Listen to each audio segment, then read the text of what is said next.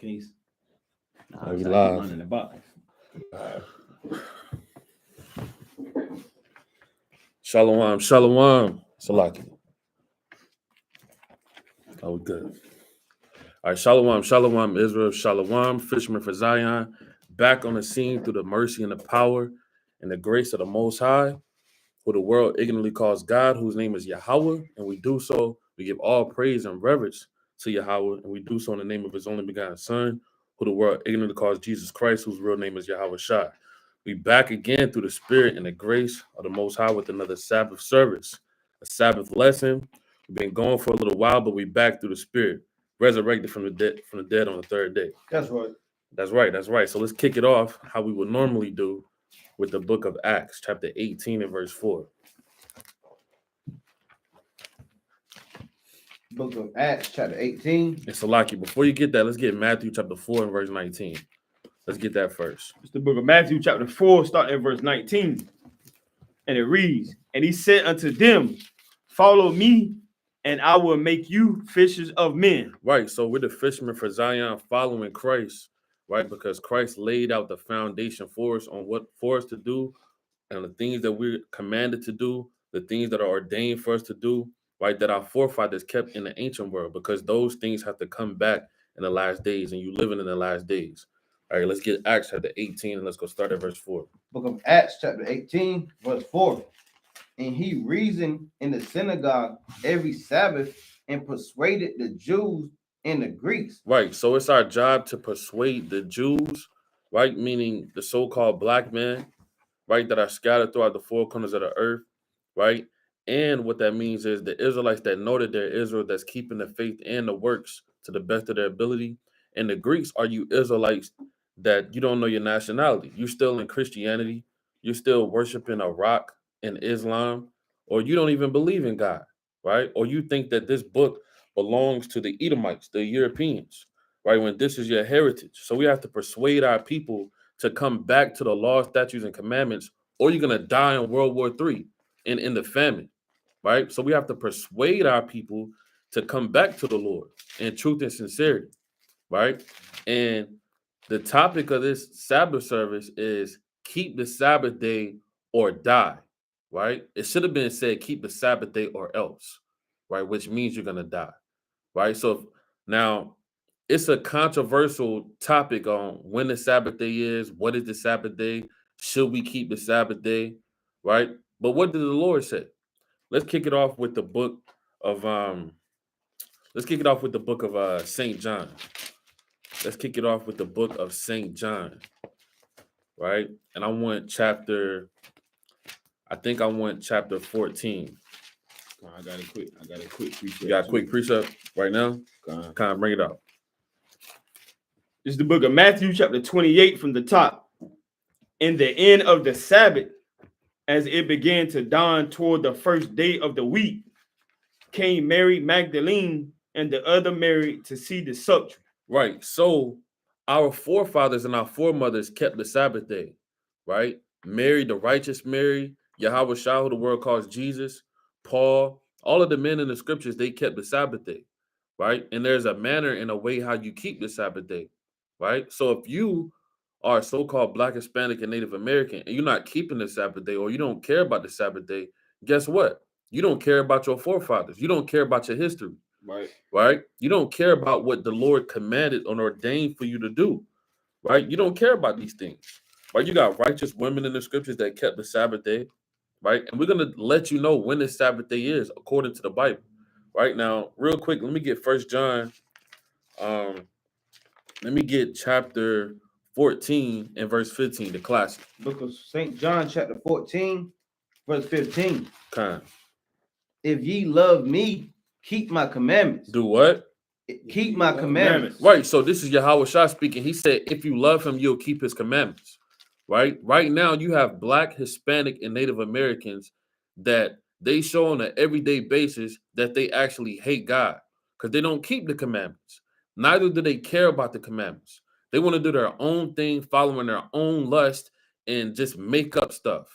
Right. They say to hell with the ordinances that God set up and ordained for us to keep, and we're going to do our own thing, right? And this is the embodiment and the product of our environment, which is why we still dying. Okay, which is why you still the last nation on the people to get any type of help, to get any type of freedom and liberation. Right. Okay, because you don't want to keep the commandments. Right? Read that one more time. This is simple. Right? Read that. Book of St. John, chapter 14, verse 15. If ye love me, keep my commandments. Right? So the Lord said, if you love, now this is only if you love the Lord, right? Now, people they say all the time they love the Lord. Oh, I love the Lord, right? But they don't do anything that the Lord said. I mean, nothing. The Lord said that. Give me that in the book of Isaiah, real quick. Right? They draw near and nigh to me with their mouth, but their hearts are far away from me. Give me that in the book of Isaiah, and is it verse Salakia? Bear with me.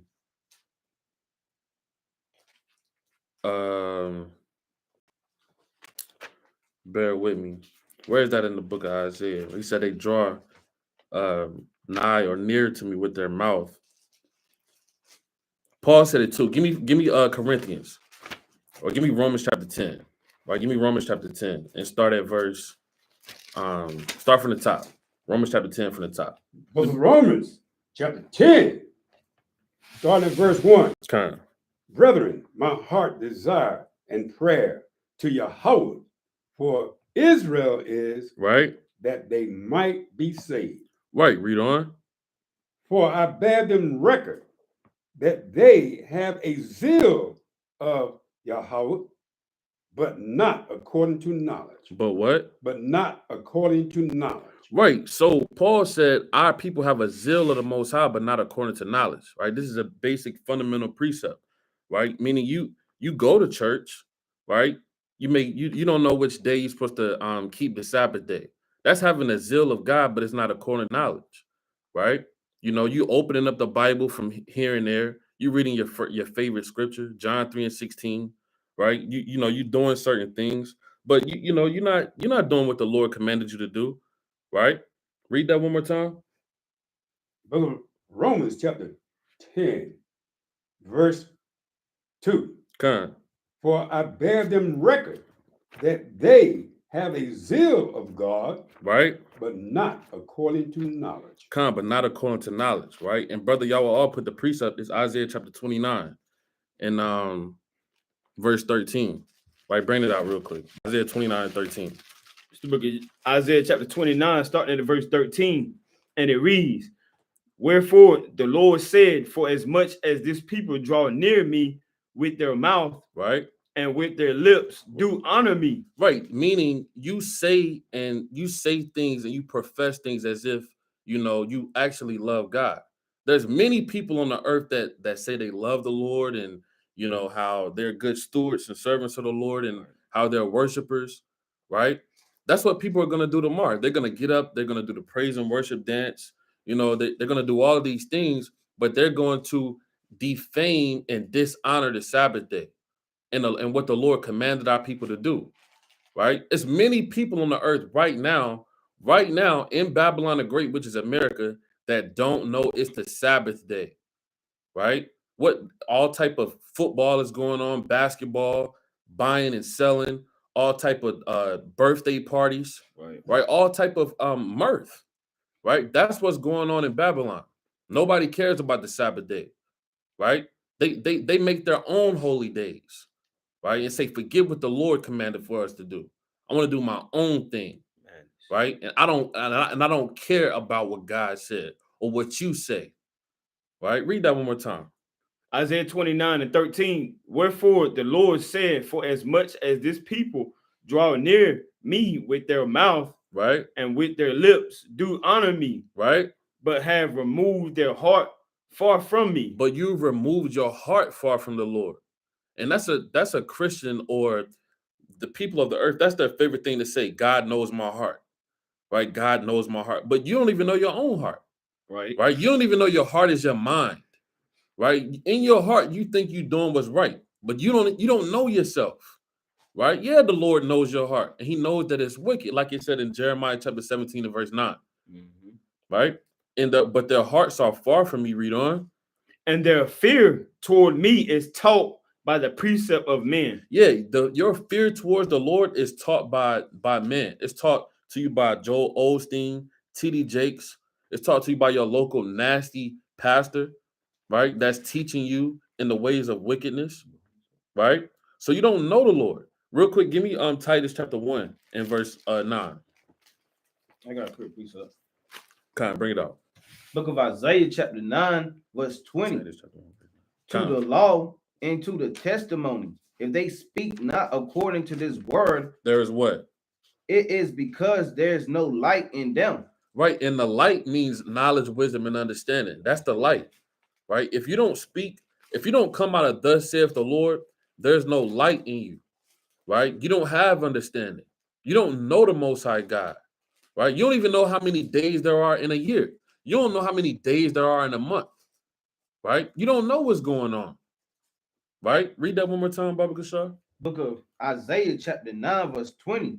To the law and to the testimony, if they speak not according to this word, it is because there is no light in them. And the word is what? The word is the scriptures. The word is the foundation that the Most High God set up, right? What is that word? That word wasn't just, we didn't just stumble on it across the rock. That word was given to us, right? Real quick, give me the book of Acts, chapter 7, right? Book Give me of, Acts chapter 7 and start at verse 34. book of Acts, chapter 7, verse 34. Kind. I have seen the affliction of my people. Salakia, start at verse 32. Verse 32, saying, I am the God of thy fathers, the God of Abraham, and the God of Isaac, and the God of Jacob. Right now, this account is giving you a crash course of history of what happened in the days of old. Right now, this is about to tell you on how the children of Israel received the blueprint. Right? What is the blueprint? That's the commandments. Right? That's the Torah. That's how to conduct yourself in the ways of men. Right? Read on.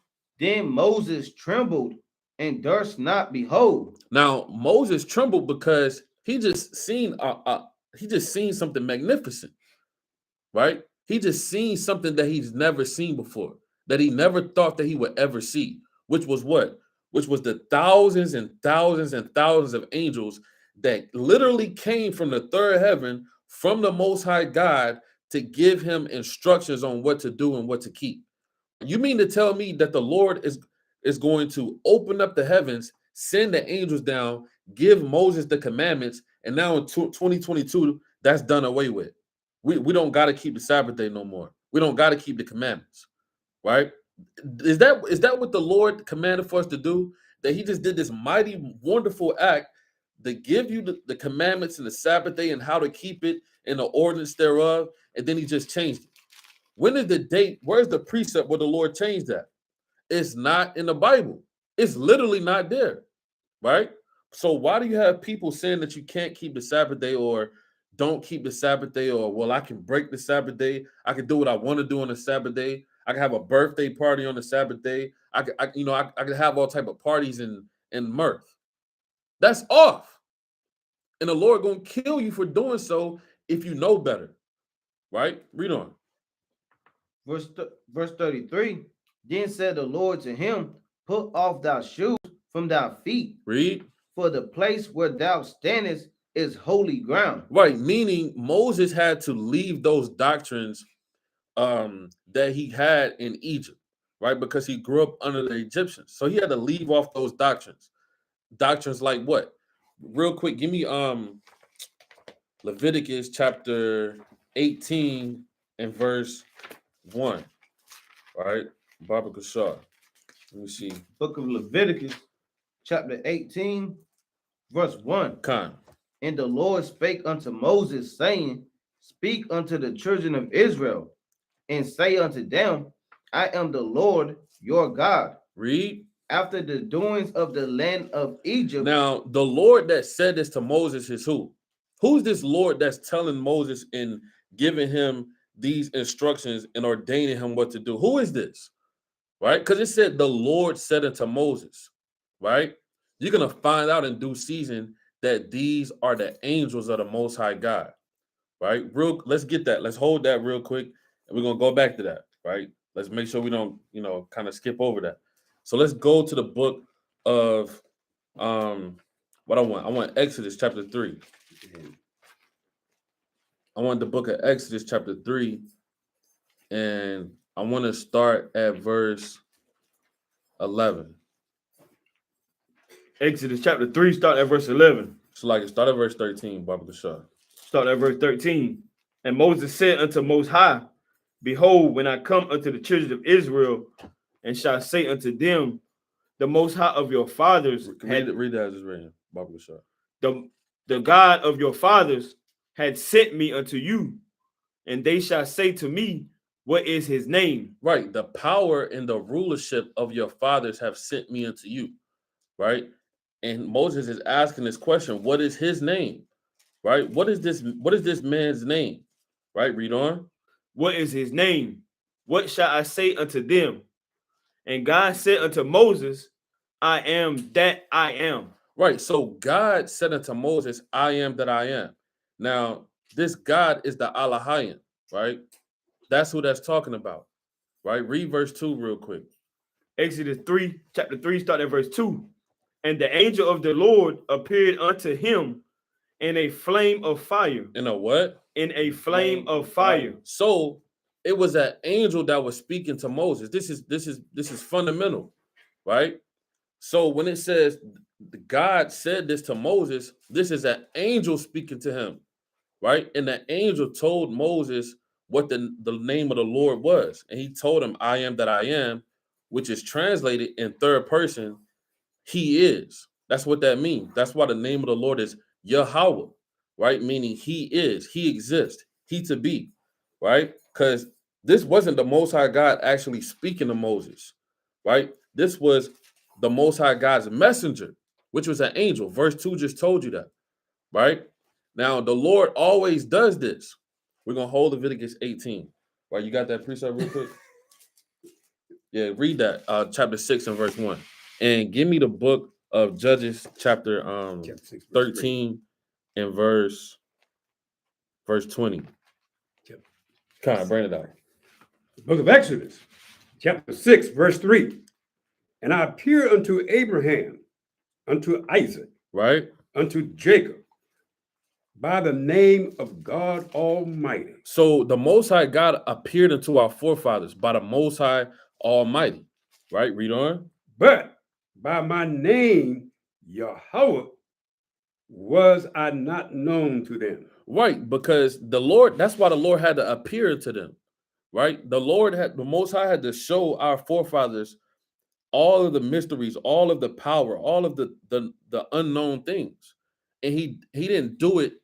He didn't get off of his throne and do it. Right? He sent forth messengers. Right? And we're going to get an example of that real quick. I just call it Judges chapter 13. Start at verse 20. Start at verse 21. Well, start at verse 20, Salaki. Judges chapter 13 and verse 20. Book of Judges chapter 13, verse 20. For it came to pass when the flame went up towards heaven from off the altar, that the angel of the Lord ascended in the flame of the altar. Right. So this is Manoah. This is the parents of Samson. Right. Now we know that Samson was a mighty man through the Spirit. So he had mighty foreparents, mighty forefathers, and a foremother. Now they were righteous because they believed in the Lord and they was offering up a sacrifice. Right. We know now through the Spirit that our sacrifice is our bodies, our temples. We don't have to sacrifice anymore because we have the ultimate atonement in Yahweh Shah, who the world calls Jesus, who sacrificed his life. So now our sacrifice is keeping the commandments to the best of our ability within our ability to keep. Right? So they were righteous because they believed in the Lord and they offered up the sacrifice. Read on. And Manoah and his wife looked on it and fell on their faces to the ground. Right? So they saw this flame of fire just come out of nowhere. right? And they immediately fell to the ground. It was like, well, what is this? And you're gonna find out in due season that your forefathers in slavery, talking about chattel slavery, they saw some of the same things. Why do you think they were singing those songs, Swing Low Sweet Chariot, right? Why do you think they were singing Low Jordan, what is it called? The Jordan, Roll Jordan Roll, something to that effect. They were singing these Israelite spirituals, Right. because they seen the Most High God, right? And you're gonna find out it's talking about his angels, right? Read on. But the angel of the Lord did no more appear to Manoah and to his wife. Then Manoah knew that he was an angel of the Lord. Right? And Manoah said unto his wife, we shall surely die. Yeah, so he was kind of jammed up through the spirit because he never seen that before. He thought he was gonna get put to death, right? The angel kind of just came out of nowhere. He said, she said, well, we might get put to death, man. Right. Well, surely we're gonna die because we just seen that, and I'm used to seeing cattle and trees and rivers, right? I've never seen that fire just come down from the heavens like that. Surely that was an angel, Right. right? Read on. Because we have seen God. Right? And now they seen the angel, and what did they call the angel? They said they seen God, right? So a person that's not knowledgeable and skillful with the scriptures, you'll actually think that that's talking about the Father, right? You'll think that that's talking about the Most High God, right? But that's not talking about him. The angels are called gods, right? They said we have seen God. Right? Now that's it on that. You got ministering spirits. And give me Deuteronomy chapter 5 and verse 5, I think. This is the book of Hebrews. I'm gonna read two precepts, two verses. This is the book of Hebrews, chapter 1, starting at verse 7. And of the angels, he said, who make it his angel spirits, right? And his ministers a flame of fire. And his what? And his ministers a flame of fire. Right, that's the account that we just read. His ministers are a flame of fire. Right? And you're going to find out that we're gods too. And when I say we, I'm talking about the Israelites, the so-called black man, Hispanic, and Native American man, right? Because in that day when the Lord resurrects us and saves us from America in World War III, we're going to be flames of fire as well. Give me that in Obadiah real quick, right? The book of Obadiah, chapter 1 and verse 19. Because the Lord said we're going to be flames of fire, right? After we are saved from these immortal bodies, right? Where you can stub your toe, right? Or where, all hell can break loose, right? Where a demon can hop on your family members, right? Or your woman, right? Read that. Obadiah chapter 1, starting at verse 19. And they of the south shall possess the mount of Esau. Right? Now, this is a prophecy, right? This is talking about the elect, on how they went through all of this affliction in America. They went through Jim Crow. They went through slavery, right? Pillaging, hanging on trees. They went through damnable heresies like Christianity. Christianity is the worst doctrine in the whole entire world, right? It puts you in a drunken state. It makes you sleep. Spiritual crack. Yeah, it's spiritual crack, like the brother said. It's terrible, right? Now, this is after the Lord does this, saves us from that, right? Read on. And they of the south shall possess the mount of Esau. Read. And they of the plain, the Philistines, and they shall possess the fields of Ephraim and the fields of Samaria. Right. And Benjamin shall possess Gilead. Right. And the captivity of this host of the children of Israel shall possess that of the Canaanites, even unto Zarephath, and the captivity of Jerusalem. So I want verse 18. I said 19. I start at verse 18. Obadiah chapter 1, verse 18. Start at verse 17, Baba Kasha. Starting at verse 17. But upon Mount Zion shall be deliverance. Right? Upon Mount Zion shall be deliverance. Read. And there shall be holiness. And the house of Jacob shall possess their possessions. Right. And they're going to be holy because they're going to be brought back to their first estate. The Lord created the Israelite man to be a God on the earth. You can read that in Psalms chapter 82 and verse 6 on down. And the Lord said that as well. We got this precept real quick in the book of St. John. Oh, the book of St. John, chapter 5, verse 37. And the Father himself, which have sent me, have borne witness of me. Ye have neither heard his voice at any time, nor seen his shape. Right, that's a good precept. That's not what I was looking for. I wanted where he said you are gods. I thought that's what you had in Saint John chapter 10 and verse 32. Real quick, let's get that real quick. You God. Kind. Oh, sorry about that. Now that's my bad. I thought that's what you had showed me. Saint John chapter 10 and verse 34. You got Book it? of St. John, chapter 10, verse 34. Jesus answered them, Right, Yahushua answered them. Is it not written in your law? I said, ye are gods. Right, ye are gods, right? The sons of Abraham, Isaac, and Jacob. Right? You have to walk in the order. That's why the Lord said in the book of Revelation, I think it's the 10th chapter, when the angel came, he said, listen, don't bow down to me. I'm your brother, right? I'm your fellow brother. Real quick, let me get that in the book of Revelation, right? We're getting a lot of precepts through the Spirit, but you kind of got to keep up, right? This is all on the same topic, right? We're getting into the Sabbath day, right? But we got to get into these preliminary precepts first. I'm on Revelation chapter 19 and verse 10. Revelation chapter 19, starting at verse 10. And I fell at his feet to worship him. And he said unto me, see thou do it not. Right? I am thy fellow servant. Right. So this is St. John having an account with the angel. And the angel told him to, don't fall down. I'm your fellow servant, man. I'm your brethren. Right? That's all I wanted on that. Right. Let's go back to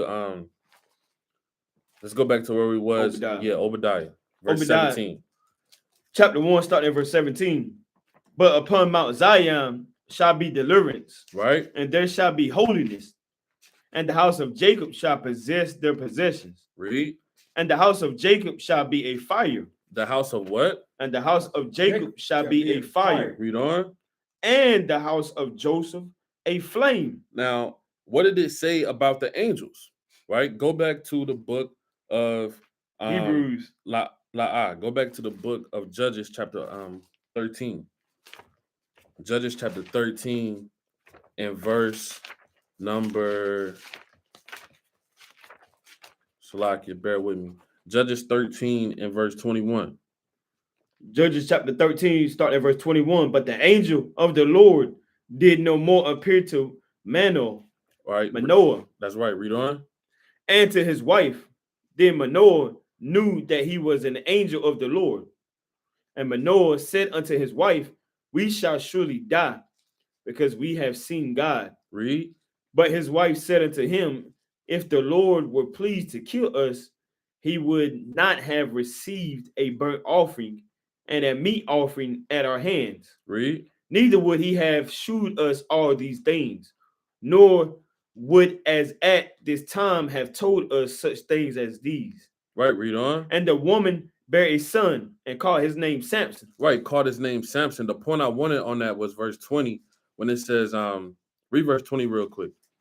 Jumping up to verse 20, for it came to pass when the flame went up toward heaven from off the altar, that the angel of the Lord ascended in the flame of the altar. Right, so the angel ascended up as a flame, and the Lord said in the book of Obadiah that the sons of Jacob are going to be a flame in that day.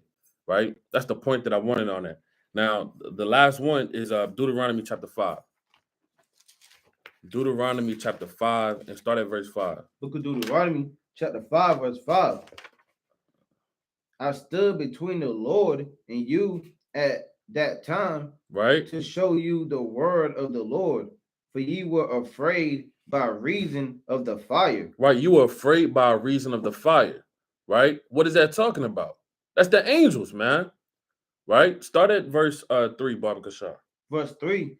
The Lord made not this covenant with our fathers, but with us, even us who are all of us here alive this day. Right. The Lord talked with you face to face in the mount out of the midst of the fire. It just said it. The Lord talked with who? The Israelites face to face out of the mount of the fire.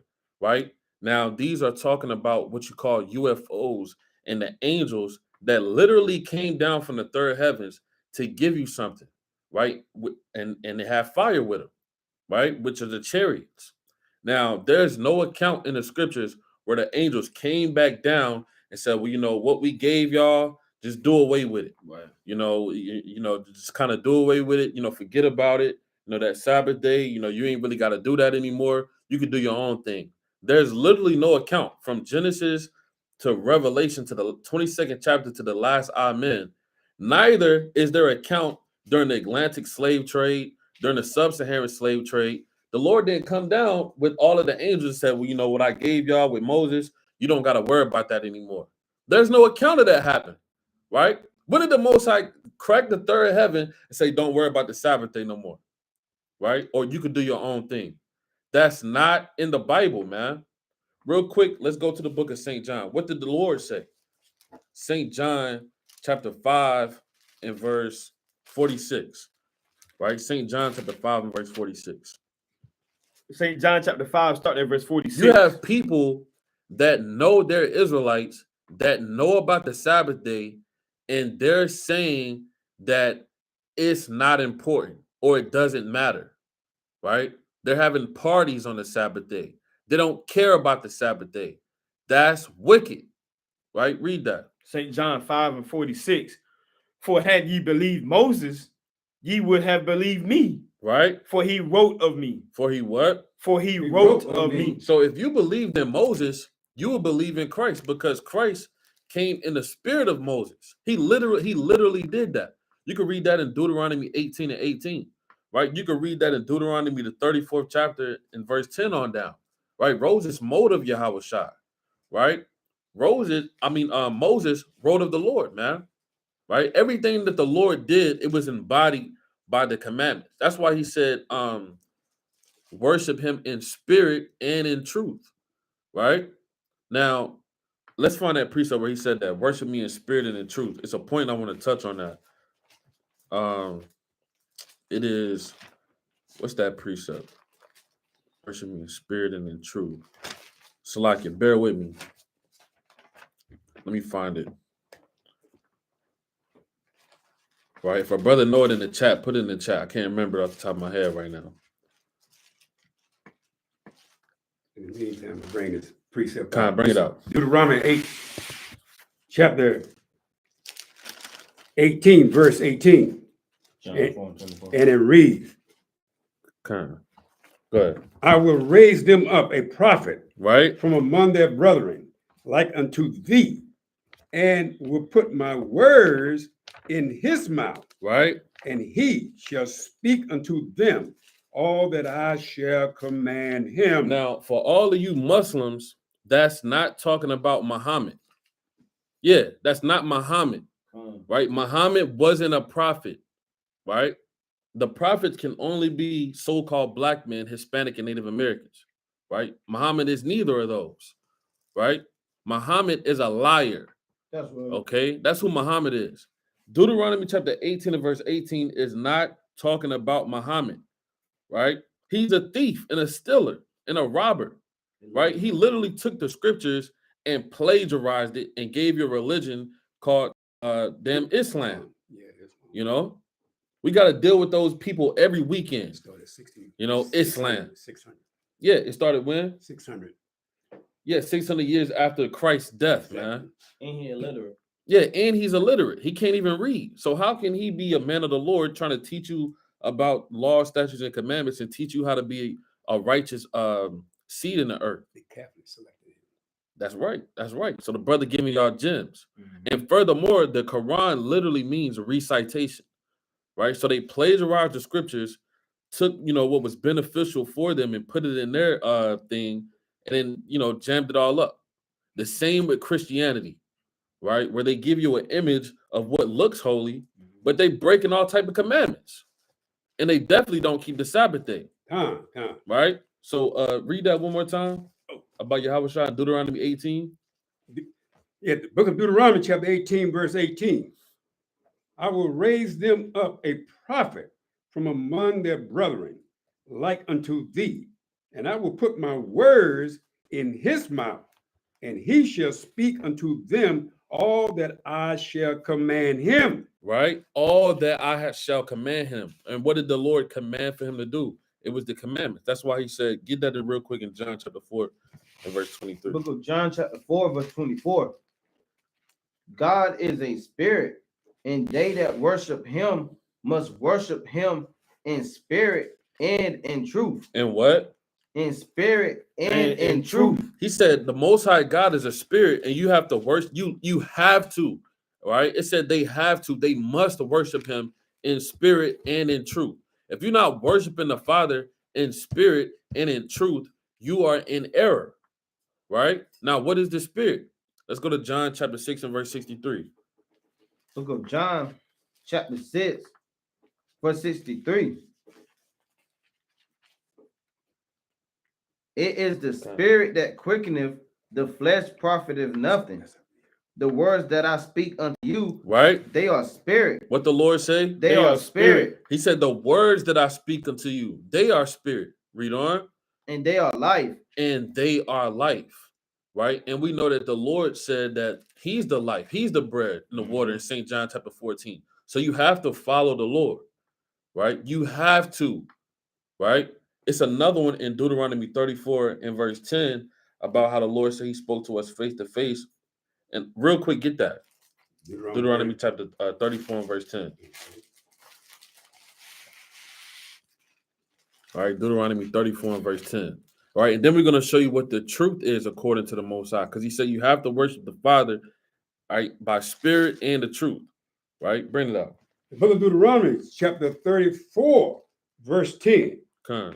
And there arose not a prophet since in Israel like unto Moses, Read on. whom the Lord knew face to face. Right, because he prophesied in chapter 18 and verse 18 that it was going to be another prophet. Right? So prior to Moses, nobody saw the angels coming down from heaven like how Moses did. Right? Nobody did the acts that Moses did. So Right. the Most High God uses men. Right? That's the point.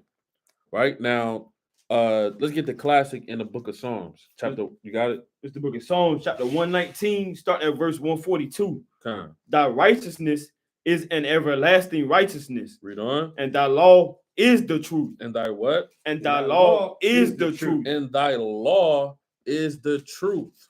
Right? What is the law? The law, statutes, and commandments. The scriptures, man. Real quick, let's get 2 Corinthians chapter 15. I gotta put this out. Kind of bring it up. The book of Romans chapter 8, verse 2. For the law of the spirit of life is a Mashiach Yahushua. Is what? Is a Mashiach Yahushua. Right, read. Have made me free from the law of sin and death. Right? So the law in Christ is Yahushua. Now, you can't get free without him. Right? And he gave you the instructions on how to get free. You can read that in Matthew chapter 19 and verse 16. Right? Which is what? Keeping the commandments. Right? Not that, just because you believe in the Lord, now you're free. No, you got to endure to the end as well. Right? So, you got precepts? So like I got a quick point on that. Now, most Christians, they would say that precept will go into the effect of, oh, I don't have to keep the law or the statutes and commandments anymore. So this is what we have to do. We're gonna go to Galatians chapter 5 and verse 13, an epistle. For brethren, Galatians chapter 5, verse 13, for brethren, ye have been called unto liberty. Now, what is liberty? According to this text right here, liberty is grace. Some say freedom, but another word would be grace. Only use not liberty for an occasion to the flesh. Now, most people would say, well, I got to go to the grocery store today. I got to go buy what I got to buy. The so-called Jesus, who world ignorant called Jesus, they would say, he died on a tree for me. So, hey, I can do what I want to do on the Sabbath.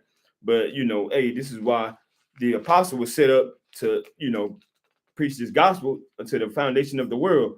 Only use not liberty for an occasion to the flesh, but by love serve one another. For all the law is fulfilled in one word, even in this, thou shalt love thy neighbor as thyself. And that's also a commandment, just as well as we have to keep the Sabbath day.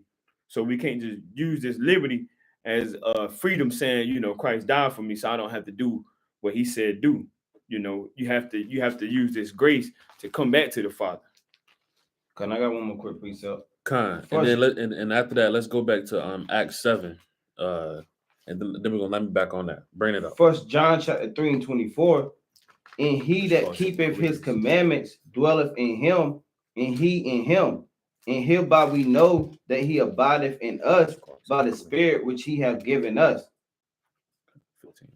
That's it. You want to elaborate on it? So it says, I'm gonna read it again. And he that keepeth his commandments dwelleth in him. So that him dwelling in you is the Spirit. So if you keep the commandments, that's how you know the Most High is dwelling in you. Somebody that's not keeping the commandments does not have the Spirit of the Most High God in you.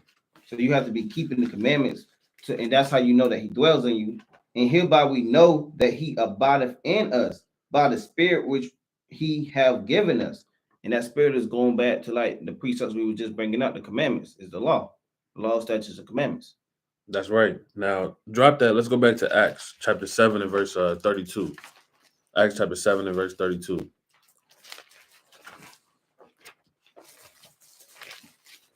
Acts chapter 7, start at verse 32. Saying, I am the God of thy fathers, the God of Abraham and the God of Isaac, and the God of Jacob. Then Moses trembled and durst not behold. Then said the Lord to him, put off thy shoes from thy feet, for the place where thou standest is holy ground. Right, read on. I have seen the affliction of my people, which is in Egypt. Right. And I have heard their groaning, and I come down to deliver them. And now come, I will send thee into Egypt. This Moses, whom thou refused, saying, who made thee a ruler and a judge? The same did God send to be a ruler and a deliverer by the hand of the angel, which appeared to him in the bush. Right, read. He brought them out. After that, he had shewed wonders and signs in the land of Egypt, and in the Red Sea, and in the wilderness 40 years. Right, read on. This is that Moses, which said unto the children of Israel, a prophet shall the Lord your God raise up unto you of your brethren, like unto me, him shall ye hear. Right, read on. This is the point.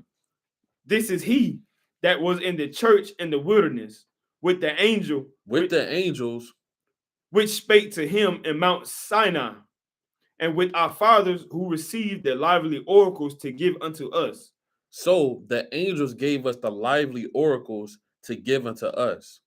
Now, there's nowhere in the scriptures where the Lord said, well, give me back those lively oracles. Have you seen that in the Bible? No. Yeah, the brother hasn't seen that in the Bible. Give me back those lively oracles. Don't worry about the Sabbath day, right? Just do what you want to do. That's not in the Bible, right? And if you're saying that, God is going to kill you. And if you're doing what you want to do on the Sabbath day, willfully, God is going to judge you, man, right? The Most High is going to judge you, right? And it's not going to be pretty, right? And everybody's going to see it in the whole congregation of men, right? And then you're going to have your head down, right? And you're going to think that, the plans that you had, those plans are going to get overthrown. That's right. Right? Yeah, those plans are going to get overthrown, utterly overthrown, right? So, real quick, let's keep it simple. The Sabbath day. Let's go to Exodus chapter 20 and verse 8, right? Exodus chapter 20 and verse 8. Exodus chapter 20, verse 8. Remember the Sabbath day to keep it holy. Right? 6 days shall thou labor and do all thy works. Right? But the seventh day is the Sabbath of the Lord thy God. Now, the seventh day is spiritual, right? The seventh day, that's a week. That's what that means, right? A week literally means a period of 7. That's literally what that means. Now, the Lord said in Exodus chapter 20 and verse 8 to remember the Sabbath day, which is the 7th day, but this is not new. right? This is not, oh, well, the angels gave it to Moses, No, Moses' forefathers knew about the seventh day as well, right? Real quick, let's go to Genesis chapter 2 and verse 2. Right, Genesis chapter 2, and let's start at verse 2. Genesis chapter 2, start at verse 2. And on the seventh day, God ended his work. God what? God ended his work. Right, so the seventh day, the Most High God ended his work, right? And when you go and look at that seventh day, it literally means a period of 7, right? That's why Joseph had, he had to wait 7 years for his wife. I think it's Genesis 29 and it's Genesis the 29th chapter. Right, real quick, let's get that. Right, where he had to wait 7 years to get his wife. And Salaki, we're not on the screen share. We will show you the etymology of that word 7, but we're not on the yard stream, so we can't show it through the spirit. You got something? Yeah. Kind of bring it out. Genesis chapter 2, verse 3. And God blessed the seventh day and sanctified it. And did what? And Sanctified it. Right, so the Lord blessed the seventh day and he sanctified it. What does the word sanctified mean? Right, it means hallowed. You're going to find out that sanctified means that he created it to be different. There you go. Right, that's literally what it means. Right, real quick, let's get the book of Sirach chapter 33 and verse 7. Now drop that. Give me Sirach 33 and 7. It's the book of Sirach, Ecclesiasticus, and the Apocrypha. Chapter 33, starting at verse 7. Okay. Why doeth one day excel another? Right. When as all the light of every day in the year is of the sun. Right. So that's a rhetorical question. Why does one day excel another day? Right. When all of the days, the light, the sun comes out, right? The moon, right? You see the stars. You understand? How can one day just excel all those other days when everything happens on a daily basis? Right? Read. By the knowledge of the Lord, they were distinguished. By the knowledge of God, they were distinguished. Right? The knowledge is the wisdom, right? So the distinguished means that he formed it in a particular manner in which he wanted to, right? Let's hold that. Let's get the book of Proverbs chapter 8 and verse Proverbs chapter 8. Right? You gotta piece all of these things together to understand. That's what's wrong with everybody. They don't understand God. They don't understand the Most High. Right? They don't know how things was formulated. Right? They question God all the time. Well, God, why did you do this? Right? Why did you do that? Right? They don't know the Lord. Right? Give me Proverbs chapter 8 and start at verse 22. Book of Proverbs chapter 8 and verse 22. Verse 22. The Lord possessed me in the beginning of his way. Right? The Lord possessed me in the beginning of his way. Read on.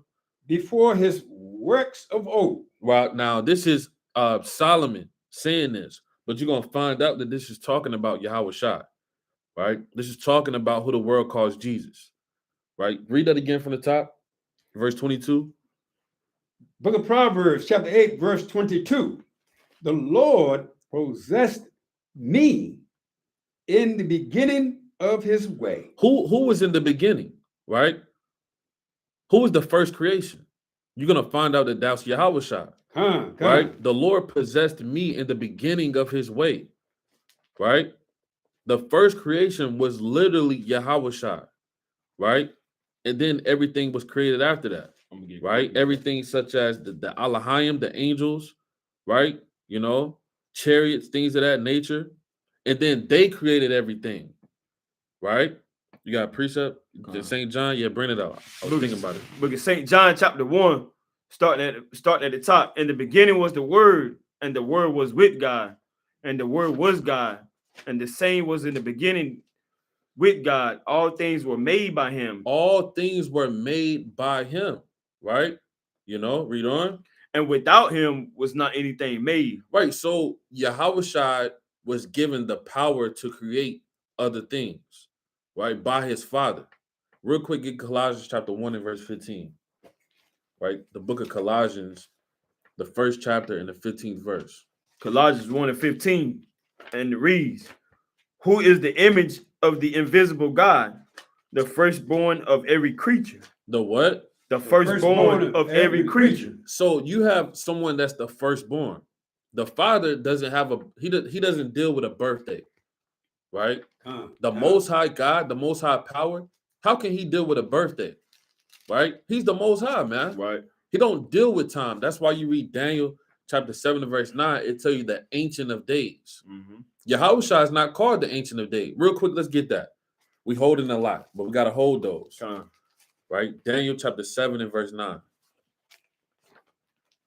This book of Daniel chapter 7, starting at verse 9, and it reads, I beheld till the thrones were cast down, and the Ancient of Days did sit. Now, the Ancient of Days is the Father, right? That's who Daniel is seeing in his vision when all of these kingdoms get destroyed, right? Read on. The Ancient of Days did sit, whose garment was white as snow, and the hair of his head like the pure wool. Right? So we know that the Most High power has woolly hair, just like his children, right? You so-called Negroes, right? Read on. His throne was like the fiery fire, the fiery flame. So like the fiery flame, and his wheels as burning fire. Right? Now jump to verse 12. So that's the Father, right? Daniel saw the Father, right? Now check this out, what he said. Jumping to verse 12. As concerning the rest of the beasts, they had their dominion taken away. So Daniel saw the so-called white man get overthrown, right? He saw Babylon, he saw the Greek captivity and the Romans, because these beasts are men, right? That's who he saw, right? He saw these kingdoms get overthrown by the Lord. You could read that beasts are men in Psalms, the 79th chapter, Psalms 49, right? We don't got to get them, but that's what it's talking about, right? Read on. She like it. Verse 13. Kind. I was looking for a different precept. I saw in the night visions, and behold, one like the Son of Man came with the clouds of heaven. Right. So now he's seeing the Son of Man, right? In verse 7, he saw the Ancient of Days. Now he's seeing the Son of Man, right? Coming how? And came with the clouds of heaven. So the Son of Man is coming with the clouds of heaven, not the Father. Right. The Father's not getting off his throne and coming down on clouds, right? He's too holy to come down on clouds and to kind of come check on men, right? He has ministers and messengers to do that, right? Read. And came to the Ancient of Days. And he came to who? The Ancient of Days. So the Son of Man is coming towards the Ancient of Days, right? Not the Ancient of Days coming towards the Ancient of Days, or they just metamorphed into one being, like how these nasty Christians think with a nasty doctrine called the Trinity, right? Where they read for St. John chapter 1, and they say that Jesus and the Father is the same person. That's wicked, right? So the Son of Man came to the Ancient of Days. Now go back to Colossians 1 and 15. I want to make a quick point on what we just stated about in Daniel the 7th chapter. You know, about the so-called white man. You know, he's going to get overthrown. This is a quick precept to show you as a future prophecy. This is Psalms chapter 22, starting at verse 28. For the kingdom is the Lord's, and he is the governor among the nations. And he, you know, who the world ignorantly calls Jesus Christ, you know, and the New Jerusalem, he's going to be governing, you know, New Jerusalem. Verse 29, and they that be fat upon earth shall eat and worship. And that, you know, those who are fat now are the elites, you know, the Rothschilds, the Rockefeller, Bill Gates. And they're going to have to worship, you know, just like we are worshiping now. You have, you know, the Israelites worshiping them right now as working in their corporations, you know, eating their GMO foods, you know, getting their poisonous tetanus shots and influenzas and so on and so forth like that. So they're going to have to worship. They're going to have to keep the Sabbath day. They're not doing it now. They're telling you can watch college football now. You know, you can watch NBA playoffs and they're putting all confusion and madness, trying to hinder and stop the Most High's elite from, professing and proclaiming and magnifying his name. But as a future prophecy, they're going to have to serve. They're going to have to do everything the Lord says that thus is written. And he said, lo, I come in the volume of the book. That's right. And when you read verse 26 in that chapter, it tells you that the meek are going to live and eat good, right? That's the right. meek is talking about the Israelites, right? So the kingdom is going to be translated from one kingdom to another kingdom, right? So let's go back to Colossians chapter 1 and verse Book 15. of Colossians chapter 1 verse 15. Who is the image of the invisible God, the firstborn of every creature? For by him were all things created that are in heaven and that are in earth, visible and invisible. Right. So by him, that first creation were things created, which is Yahweh Shah. Right. He was given the dominion and the power to do the creation, to create the sun and its structure and how it's organized, the moon, different elements, different the clouds and the H2O and how it's in a cycle, and the trees and how seeds go and how they can be reused and reproduced from generation to generation, the different viper, all of these things, right? Yahweh Shah and the angels created those.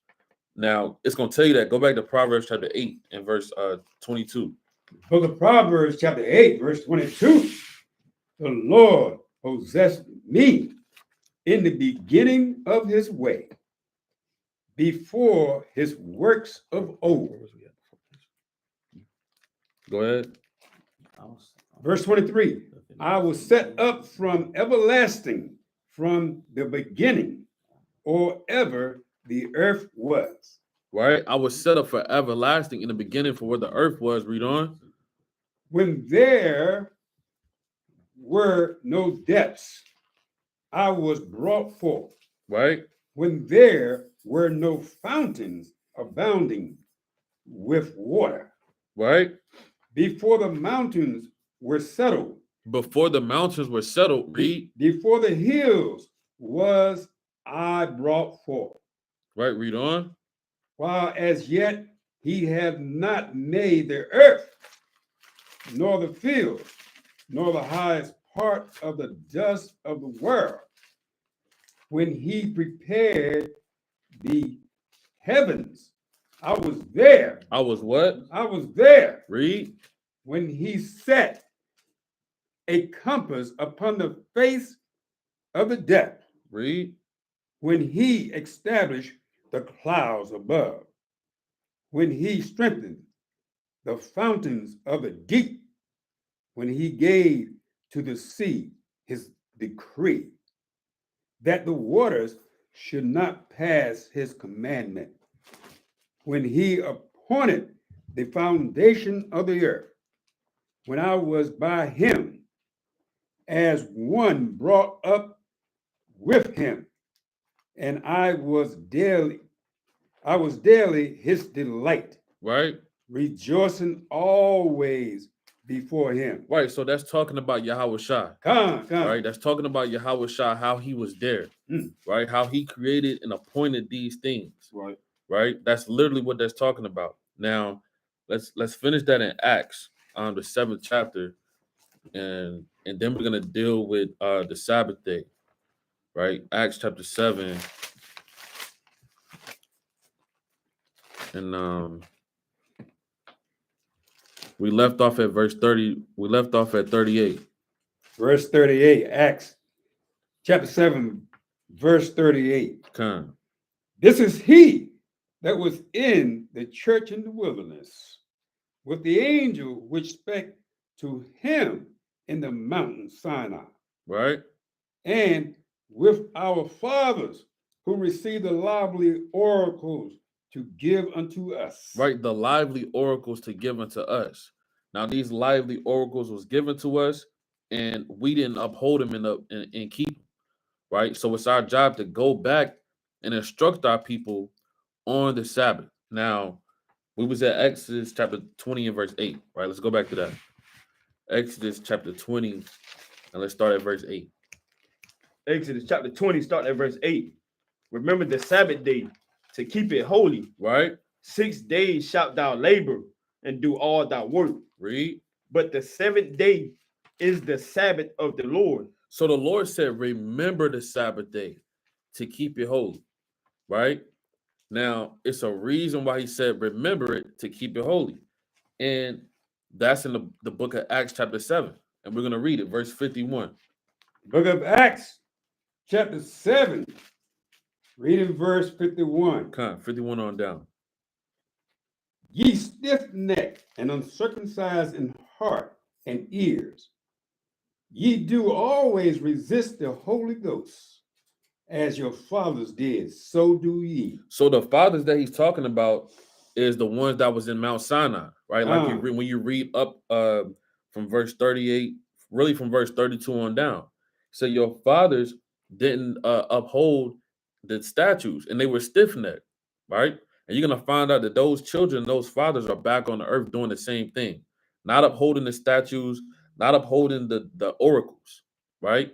So the Lord said, remember the Sabbath day, right? And what else did he say after remember in Exodus chapter 20 and verse 8, right? Exodus chapter 20 and verse 8. Remember the Sabbath day to keep it holy. Right? 6 days shalt thou labor. You got 6 days to labor. Now, what is a day? Right? That's the question. Right? What is a day? Let's go to the book of St. John, chapter 11. Right? St. John, chapter 11 and verse 9. Book of St. John, chapter 11, verse 9. Start at verse 9. Yahushua answered, are there not 12 hours in the day? What the Lord say? Are they not 12 hours in the day? So Yahushua said there's 12 hours in the day. The day that he's talking about is when there's light outside, right? Are there not 12 hours in the day, right? Now, go to the book of Genesis chapter 1 and verse 5. Genesis chapter 1, starting at verse 5. And it reads, and God called the light day. Called the what? Called the light day. And Yahushua said what? There's 12 hours in the day, right? Read on. And the darkness he called night. So when it's dark out, right, that's called what? The night. So when you add both of those 12-hour periods, you get 24 hours. That's basic math, right? 12 plus 12 is what? 24. Yeah, that's 24. So that completes a day, right? So you got 12 hours for the daytime and 12 hours for the night, right? Which gives you a day. Now, we know that a week, what we read in Exodus chapter 2 and Genesis chapter 2 and what we read in Exodus 20 and 8, that's 7. That's a period of 7, right? Literally, when you look it up, it tells you it's a period of 7. Now, how many let's go to the book of Genesis, chapter 7. Let's go to the book of Genesis, chapter 7, and let's start at verse 11. Genesis chapter 7 and verse 11. Right? Genesis 7 and verse 11. And it reads, in the 600th year of Noah's life, in the 2nd month, the 17th day of the month, the same day were all the fountains of the great deep broken up. Read it again and read it slow and smooth, right? You got to listen to this, right? The Lord is going to give you the days. He's going to give you the calendar, right? Right? The so-called calendar, right? What they call the calendar. The Most High God in the Torah gives you the instructions on how much time it is in a day, how many days there are in a year, right? He gives you these things. Where is it found at? In the scriptures. So listen to the Torah, the instruction on what the Lord said. Read that again. Genesis chapter 7, starting at verse 11. Read it again. Read it slow and smooth. In the 600th year of Noah's life. In the 600th year of Noah's life, right? When he was 600 years old, right? Read on. In the 2nd month. In the what month? In the 2nd month. In the 2nd month. Read on. The 17th day of the month. So it's the 17th day of the 2nd month, right? Month 2, day 17, right? Read on. The same day were all the fountains of the great deep broken up, right? and the windows of heaven were opened. So this is talking about the flood, right? When the Most High God flooded the earth. In the second month of the 17th day of the month, the flood started, right? That's when the flood literally started. On the 17th day of the second month, right? If you're watching this, you need to get out a pen and pad, write this down because we're going to have to do a little bit of math, right? So the Lord deals with mathematics, right? So let's read it one more time. Starting at verse 11 again. In the 600th year of Noah's life, in the second month, the 17th day of the month, the same day were all the fountains of the great deep broken up, Right? and the windows of heaven were opened, Right? and the rain was upon the earth 40 days and 40 nights. Right. So let's go to Genesis chapter 8 and verse 3. Right? Genesis chapter 8 and verse 3. So the Lord said, in the second month, on the 17th day of the month, the flood started. Right? So you got month 2, day 17 of month 2. Right? Read that. 8th chapter, 3rd verse. Genesis chapter 8 and verse 3. And the waters returned from off the earth continually. And after the end of the 150 days, the waters were abated. The what? The waters were abated. The word abated means stopped, right? It decreased. It went down. It was done. So read that one more time. Verse 3. And the waters returned from off the earth continually. And after the end of the 150 days, It's 150 days, right? Read on. the waters were abated. Read on. And the ark rested in the 7th month, on the 17th day of the month, upon the mountains of Ararat. Right. So now, during this time, it is now the 7th month. And what day of the month is it? It's the 17th day of the month. So the water started on the second month, on the 17th day, and the water stopped in the 7th month on the 17th day, right? How many months is that? That's 5 months, right? That's literally 5 months. And it said what? 150 days, right? So how do we find out how many days there are in a month? You got 150 days, and it was 5 months from the second month to the 7th month. So you take 150, you divide it by 5, right? Let's just do it on the calculator real quick to show for edification's sake. Right? So how many days are there in a month? That's what you have to find out. First, we found out how many hours are there in a day. There's 12 hours in a day. There's 12 hours at night. That gives you an accumulation of one day, 24 hours. Right. Now, so it said 150 days. So you got 150 days, and we know that it started on the second month, ended on the 7th month, both on the 17th day. So we divide that by 5. And what do we get? We get 30. Right? Not 31, not 32, not some months is 28. Right? Like in February, how many days in a month they say so-called February? They tell you 28 days in a month. You know? After 4 years, you get an extra day, 29. Yeah, and on the 4th year, or when 4 years go by, you get an extra day. And they gave you so-called Black History Month in February. So they gave you the least days. They're making mockery of you. And you just believe it. You just go with it. Oh, well, 28 days. Oh, 31. Oh, leap year. Oh, it's another day. That's off, man. That's off. So let's do the math again. So it was 150 days from the second month on the 17th day to the 7th month on the 17th day. That's 150, right? Let's type it in so they can see, divided by 5, because we know that's 5 months. That equals 30 days. So that's 30 days. 30 days in a month.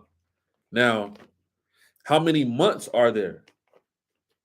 How many months are there in a year? To make a year, How many months are there? Let's go to the book of 1 Kings, chapter 4 and 7, I believe.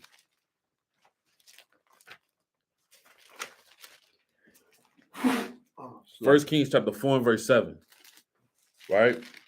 1 Kings 4 and 7. Now, before we read this, you know, you gotta follow the precepts. You can't believe what man tells you, right? You can't just wing it, right? You can't make stuff up. You can't do that, right? So let's read that. 1 Kings chapter 4, starting at verse 7. And Solomon had 12 officers over all Israel, which provided victuals for the king and his household. So Solomon learned from his father, right? And his father was a righteous man. So it says Solomon had 12 officers, 12 men over his victuals, right? Read on. Each man his month in a year made provision. It said each man, the man that is talking about are those 12 officers. We dealt with a brother like 2 weeks ago. He said that it was 13 months in a year. And he said that Solomon was included in one of those men. We got it on footage. Now, that's what that man said. And that man said, well, I've been to Israel. I learned from the real Israelites. That's what he said. Now, read that one more time. 1 Kings 4 and 7. And Solomon had 12 officers 12 officers over all Israel, which provided victuals for the king and his household, each man his month. Each man, each of those offers his month. Read on. In a year. In a what? In a year. There's no another man added. Solomon is not included in this. There's not 13 months in a year. It just told you how many months there are in a year. Right. It's 12 for the 12 officers. That's plain. Let's get another one in the classic in the book of Esther, chapter 2 and verse 14, I believe. The Solomon's a king.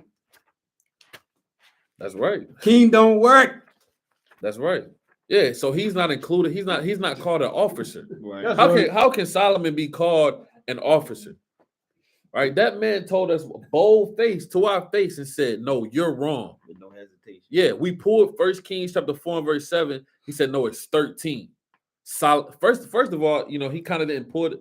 He kind of waited until we pulled that precept. He told us it was 13. We told him to prove it. He said, I talked to the people over in Israel. Right. So when we pulled 1 Kings 4 and 7, he said Solomon is included in that. I think he kind of just made that up as we kind of went along. Freestyle. Yeah, he kind of said that. That's off, right? No, he talked to the wrong people. Yeah, that's right. So don't get bamboozled. So let's get that in Esther chapter 2 and verse 12. Oh, okay. Esther 2 and 12. The book of Esther chapter 2 and verse 12. It's the book of Esther chapter 2, starting at verse 12. Now, when every maid's turn was come to go in to King Ahasuerus, after that she had been 12 months. She had been what? After that she had been 12 months. Right?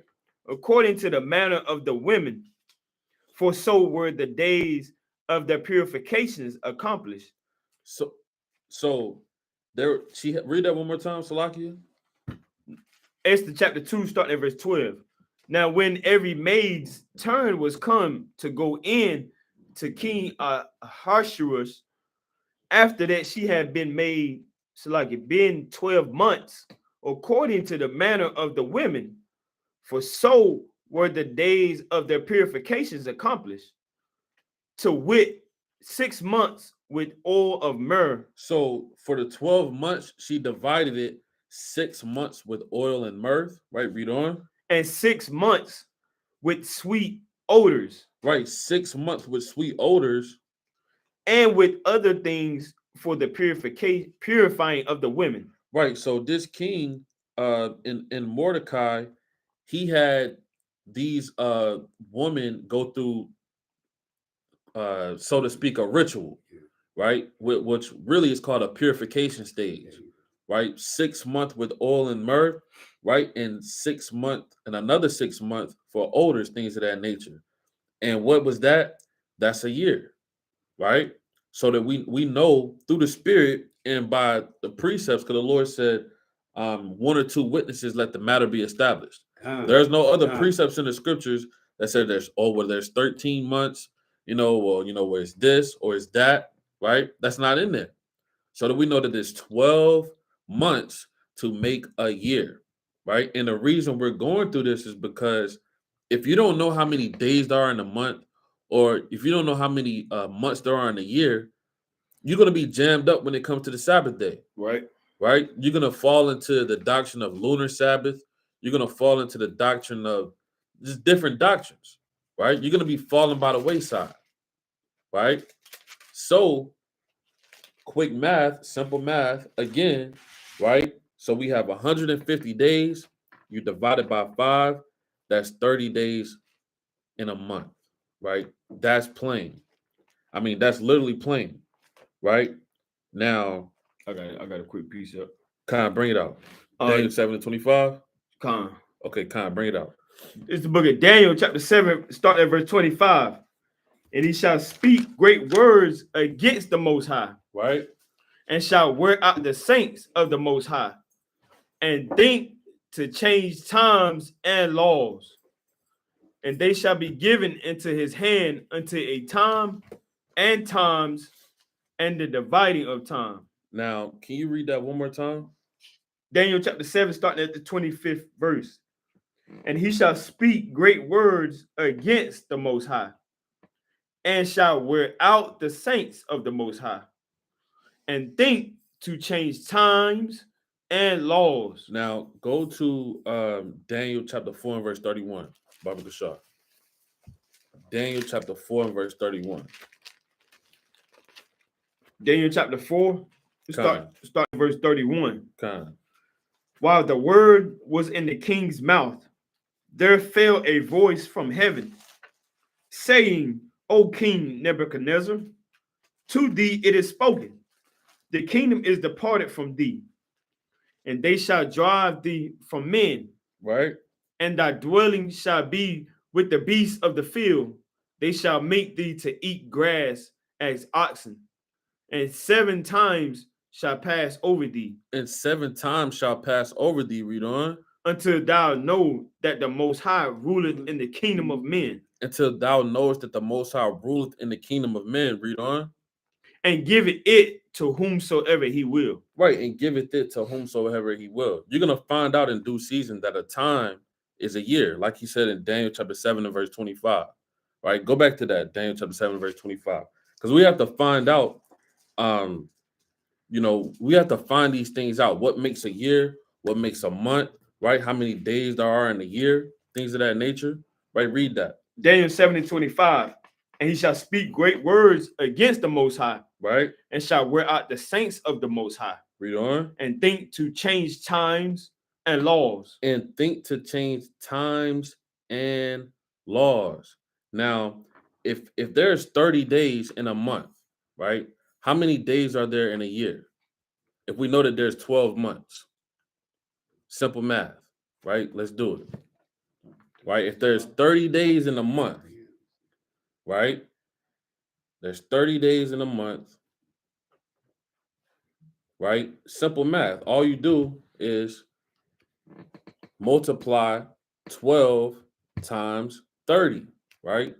So it says 360. So let's kind of show them, right? So they, think we doing witchcraft. 12 times 30, because this is news. I've learned that it was 360, right? No, 12 times 30 is 360. Mm-hmm. So there's 360 days in a year, right? Because we know that there's 30 days in a month, right? Because we take the 150 days in the book of Genesis, from the 2nd month to the 7th month, we divide that by 5, right? We get 30 days in a month.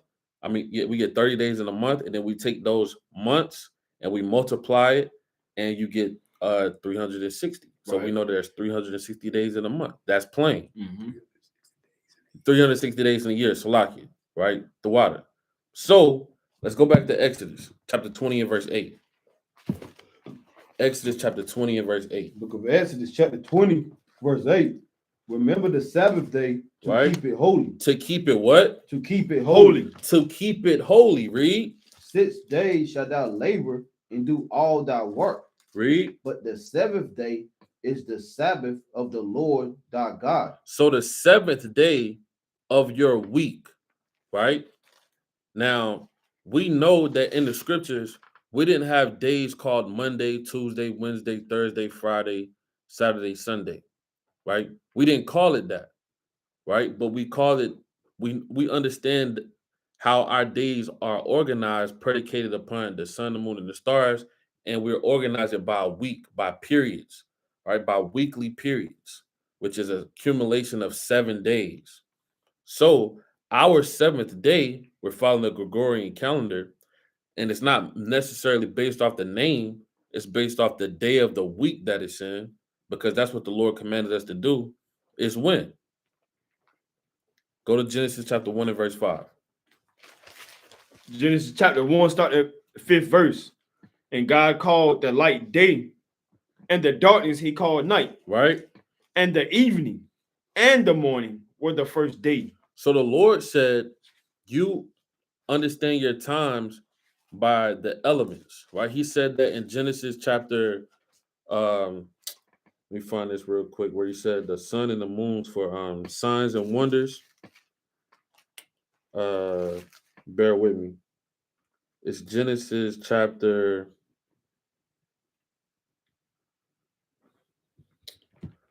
where he said the sun and the moon, the stars were signs and wonders. Let me find this real quick.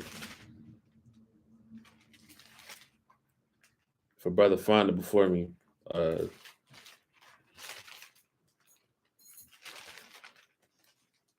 Luke 21 verse 25. Salaki. Nah, that ain't the one I'm looking for. Genesis 1 and 14. Salaki. Genesis chapter 1, verse 14. And God said, let there be lights in the firmament of the heaven to divide the day from the night. Right. So the lights were created to divide the day from the night. Right. Read on.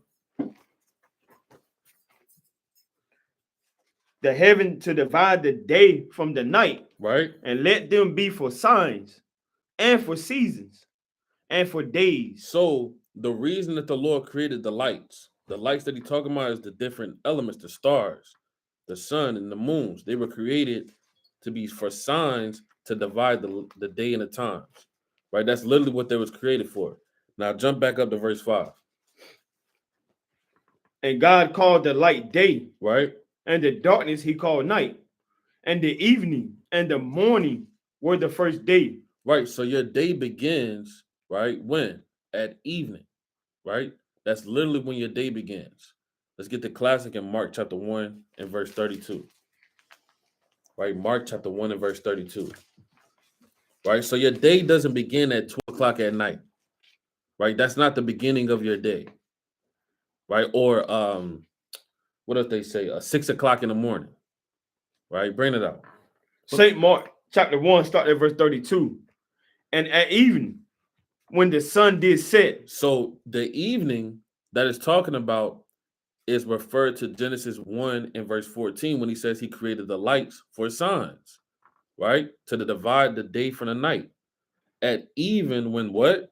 The sun did set. So at even is referred to the sun setting, right? And the Lord said in Genesis 1 and 5 that the evening is the first day. The evening is the beginning of your day, right? Let's get another one in the book of Judges, right? Judges chapter 14 and verse 10. Judges chapter 14, and let's start at verse 10. Right, Judges chapter 14 and verse 10. Look at Judges chapter 14 verse 10. Right, check this out. So his father went down unto the woman, and Samson made there a feast, for so used the young men to do. And it came to pass when they saw him that they brought 30 companions to be with him. Read. And Samson said unto them, I will now put forth a riddle unto you. Right, I will now put forth a riddle unto you. Read on. If ye can certainly declare it me within the 7 days of the feast. So he said, I'm going to give you this riddle, and if you can declare it unto me from these 7 days of the feast, which is a week. When you literally look up these 7 days or the 7 days, that goes back to a period of weeks or a period of a week, right? The 7 days of this feast. Read on. And find it out. Then I will give you 30 sheets and 30 change of garments. Right? But if ye cannot declare it me, then shall ye give me 30 sheets and 30 change of garments. So they have to figure out this riddle within a week and 7 days, not another day added within that. There's not 8 days in a week. There's not added days in a week. There's no other day where that day may count. You know, this day don't count. Transition days. That's not in the Bible, right? He gave them literally a week to figure out this riddle, right? Read on. And they said unto him, put forth thy riddle, that we may hear it. Right? And he said unto them, out of the eater came forth meat, and out of the strong came forth sweetness. Right? And they could not in 3 days expound the riddle. So in 3 days, they couldn't expound the riddle. They were confounded within the 3 days of this 7 days that they have to get it completed. Right? Read on. And it came to pass on the 7th day. So now 3 days went, 3 days had gone, and now 3 more days have gone. Now it's the 7th day. Right? Read on. That they said unto Samson's wife, entice thy husband, that he may declare unto us the riddle. Right? Lest we burn thee in thy father's house. So now they getting anxious, they getting thirsty, so to speak, right? Because the 3 days had gone past. Now it's the 7th day. 3 more days had gone past, right? So it's on the 7th day. But check this out. So they got thirsty and they said, listen, they're trying to entice her, right? Read on. With fire, have ye called us to take that we have? Is it not so? Read. And Samson's wife wept before him and said, thou doest but hate me, right? And lovest me not. It says, she said, listen, you don't love me, man. You trying to entice me. You trying to, I don't know what's going on. Read. Thou hast put forth a riddle unto the children of my people, and has not told it me. Right. And he said unto her, behold, I have not told it my fathers nor my mother. Read. And shall I tell it thee? Read. And she wept before him the 7 days, while their feast lasted. Right. And it came to pass on the 7th day. On the 7th day. That he told her, because she lay sore upon him. Read. And she told the riddle to the children of her people. So he told her the riddle, she told it to the children of her people. It's still the 7th day. Right, read. And the men of the city said unto him on the 7th day. On the 7th day, read on. Before the sun went down. Before what? Before the sun went down. Before what? Before the sun went down. So the 7th day, it was still the 7th day. All this had gone, all these details had happened. Right? They tried to entice her, they tried to figure it out. Then he kind of finally told her, right? And then on the 7th day, before what? Before the sun went down. Read on. What is sweeter than honey? Right. So before the sun went down, that's the point. Right? It was still that 7th day before the sun went down. So when that sun had came down, guess what? That 7th day was over. That's plain. Right? I don't know how to make it more plainer than that. That's simple. Right? So your Sabbath day is predicated upon the sun, the moon, and the stars. Right? That's what God said. I mean, we didn't make that up. That's in the scriptures. Right? And your days, period, right, are created by those elements as well. And that's predicated upon the sun going down. Right? And we know that we keep the Sabbath day when the sun goes down on so-called Friday, right? Because that is our 7th day of the week, right? Right? Yeah, that's when it starts, right? But the water. So let's finish that account because that's plain. Started when the sun went down. before the sun went down, what is sweeter than honey, and what is stronger than a lion? Right? And he said unto them, if ye had not plowed with my heifer, ye had not found out my riddle.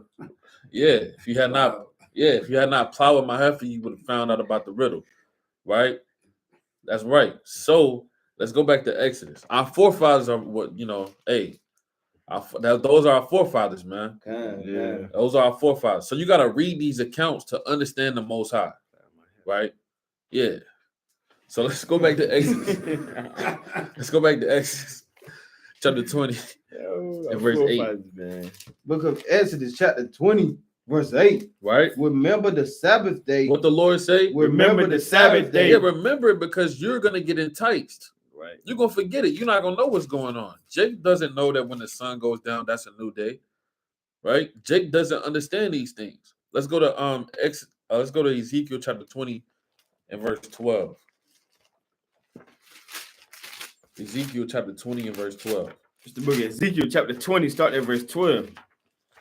And it reads, moreover, also I gave them my Sabbaths. What the Lord say? Moreover, also I gave them my Sabbaths. God said he gave the children of Israel his Sabbath days. Right? Read on. To be a sign between me and them. So the Sabbath day is literally a sign between the Father, the Most High, and his children. Mm-hmm. Right? Nowhere in the Bible did that change. Literally. Right? Read on. To be a sign between me and them, that they might know that I am the Lord, that sanctify them. Now, does God's people know that he's the Lord? Do they know God? No, because you don't keep the Sabbath day. You literally don't keep the Sabbath day, so you don't know God. That's why all of your plans never go according. Right? The things that you aspire to do in life is not righteous, or it's folly, or it's vain. Right? You're still in slavery. You live in the projects. Okay? You got to go to work. You got to clock in and pay taxes. You got to do all of these things that are not commanded thee, because you're not keeping the Sabbath day. Right. Right? Read on. Verse 13, but the house of Israel rebelled against me in the wilderness. They walked not in my statutes, and they despised my judgments, which if a man do, he shall even live in them. He shall what? He shall even live in them. Read. And my Sabbaths they greatly polluted. Then I said, I would pour out my fury upon them in the wilderness to consume them. But I wrought for my name's sake, that it should not be polluted before the heathen. Right. So you actually became heathen by breaking the Sabbath day, by not caring about the Sabbath day, by doing what you wanted to do. Right. Right. The Lord said for a long season, Israel have been without the true God, without law, without a teaching priest. Right. Chiefly because you don't keep the Sabbath day. That's literally a day that God set aside for you, right? For it to be a sign between you and the Father. Right? So you're not close to God. Jake, you don't keep the Sabbath day, right? You play basketball on the Sabbath day. Right. You play football on the Sabbath day, right? You have parties on the Sabbath day, right? You do everything on the left-hand side on the Sabbath day. Speak your own words. Yeah, you speak your own words. You do your own will, right? That's plain Exodus chapter 20, what and what not to do on the Sabbath day. Now, hold that, get Nehemiah chapter 13 and verse 19. Nehemiah chapter 13 and start at 19, if I'm not mistaken. It's the book of Nehemiah chapter 13, starting at verse 19. And it reads, and it came to pass that when the gates of Jerusalem began to be dark before the Sabbath, I commanded that the gates should be shut, and charged that they should not be open till after the Sabbath. Until when? Till after the Sabbath. Right? And some of my servants set I at the gates, that there should be no burden be brought in on the Sabbath day. Right. So even the gates are closed on the Sabbath day. Right? Jake, you don't think about that. You don't say, well, the Sabbath day, maybe I'll watch a video or two. All right. I'll do something on the Sabbath day. And then we know that the people of the world, they have no idea what's going on. All of the gates are open on the Sabbath day, right? You can't even buy and sell on the Sabbath day. That's literally what that means. Right. Right. Let's get that in Nehemiah chapter 10 and verse 8. Nehemiah, same book, chapter 10, starting at verse 31. Kind of 31, select. And if the people of the land bring ware or any victuals on the Sabbath day to sell, that we would not buy it of them on the Sabbath, right? Or on the holy day. Or on the holy day. Read. And that we would leave the 7th year and the exaction of every debt. Right. So we don't even buy on the Sabbath day. Right? That's how holy this day is. And the word holy literally means set apart. All right, that's literally what it means. Get that in Leviticus chapter 26 and verse 20 real quick. Right, Leviticus chapter 26, and let's read verse 20. Leviticus chapter 26. So like in Leviticus 20 and 26. Bible Kashar. Leviticus chapter 20, starting at verse 26. And ye shall be holy unto me, for I, the Lord, am holy, and have severed you from other people, that ye should be mine. Right. So the word holy means severed. Right. Like if I had a sheet of paper and I severed it, right? I severed it. They're apart now. Right. One is different. One is over here. The other is over here. Right. The Lord severed the children of Israel, made them a holy people, a royal priest, a chosen generation, and everybody else is underneath them. Right. This Sabbath day, the Lord severed it. He hollowed it. Right. Put it on the pedestal. Right. He literally put it on the pedestal. I got a precept. Kind. Book of Leviticus, chapter 11, verse 10. Kind. Bring And it up. that ye may put difference between holy and unholy. That you may do what? Put difference between holy holy and unholy. unholy. Read on. And between unclean and clean.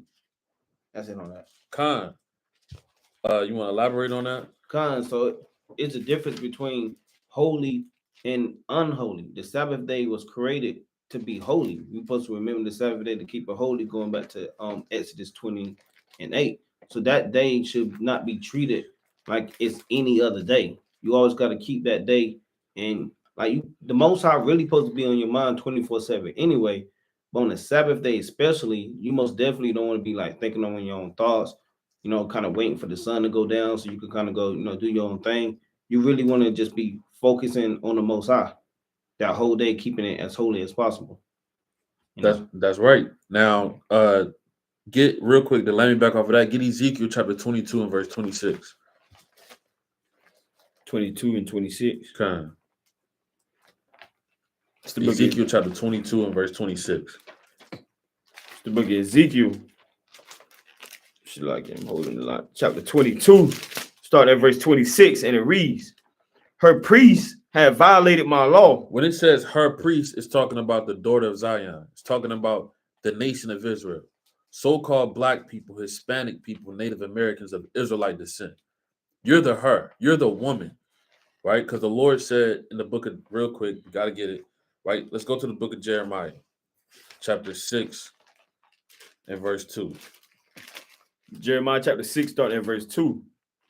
And it reads, I have likened the daughter of Zion to a comely and delicate woman. Right. So the daughter of Zion is referred to as the whole nation of Israel.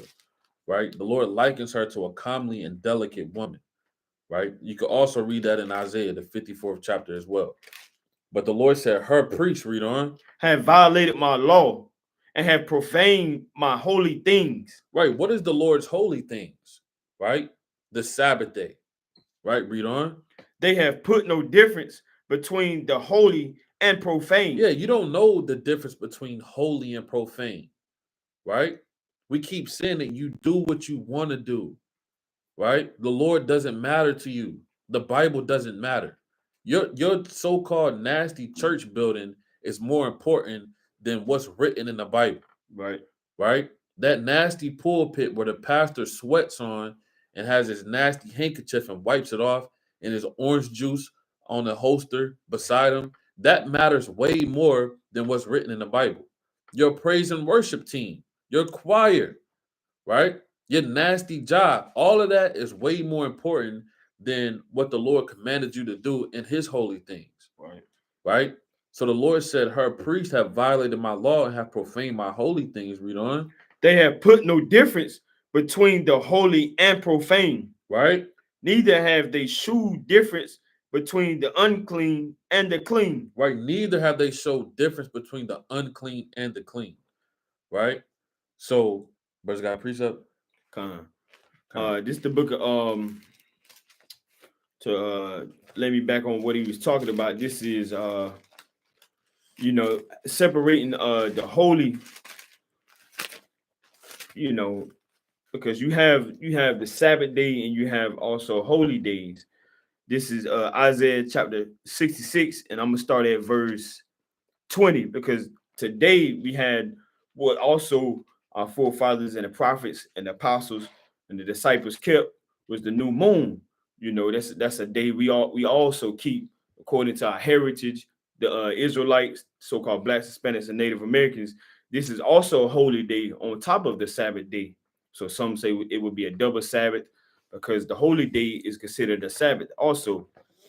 They shall, Isaiah 66 and 20, and they shall bring all your brethren for an offering unto the Lord out of all nations upon horses and in chariots and in litters and upon mules and upon swift beasts to my holy mountain Jerusalem. So this is also going to be going on in New Jerusalem.